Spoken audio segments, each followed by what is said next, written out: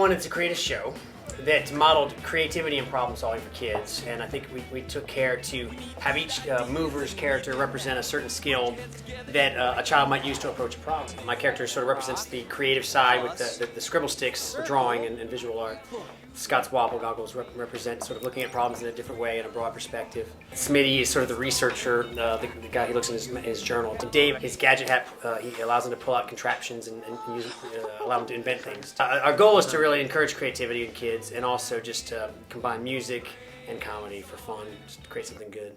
Gonna keep on searching, 'cause where there's a will, we know we'll find a way. There was a difference that we saw between what we watched as kids, which was live action TV shows, Mr. Rogers, Captain Kangaroo, and some of those male role models, some of the live action TV. There just seemed to be something that we had as children that seemed to be missing. And watching what was out there now through our children's eyes, we thought, well, maybe we can kind of fill that gap. The children, they were the inspiration for everything, and still are. We're gonna fix it up and put it back together. When we started this project, we made sure that we did everything in our power to make sure what we were doing was research-based. We went to developmental experts, clinical psychologists that reviewed either song lyrics that we had or even the concept for the show. We wanted to encourage creativity in kids, model problem solving, promote self-esteem, foster independence, and that's been kind of the guide. And then that sort of got absorbed into our motto of reach high, think big, work hard, have fun. This is an idea emergency! We need to teach Maggie how to march and play trombone at the same time. So she can be in a school marching band. As parents of young kids, we want to encourage our kids to be as active as possible. Every episode ends with the song Jump Up, and you know, people send us videos, it's hilarious. Yeah. I get these videos all the time of parents who just like, look at this, and they take their camera phone and they'll film their child going crazy, jumping jacks and spinning and doing all this stuff, and it's like, that's a dream, you know, that you've got children who are, they're literally on their feet, it's exercising and moving.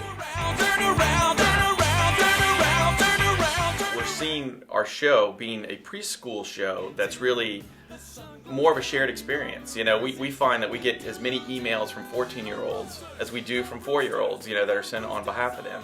So the fact that you can go in as a family, a mom, a pop, a grandparent, kids like 4, 14, 18, you know, whatever the age, and they can enjoy the show together. Our whole deal is to challenge our audience instead of pacify them. How do we get it?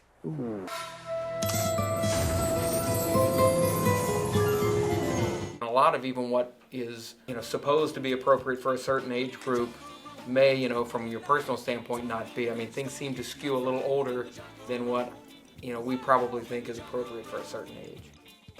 My guys don't really ever just watch anything that, if I'm not there. Like if we do it, we're doing it together. It'd be like a Friday night movie or something.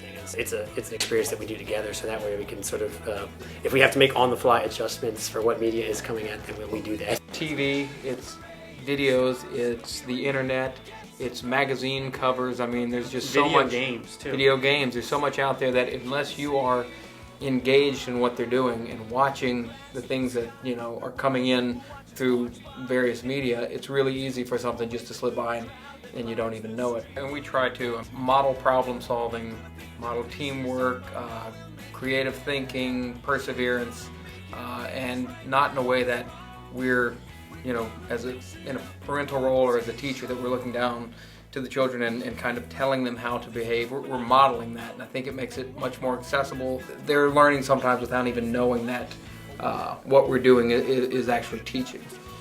We also like to rock.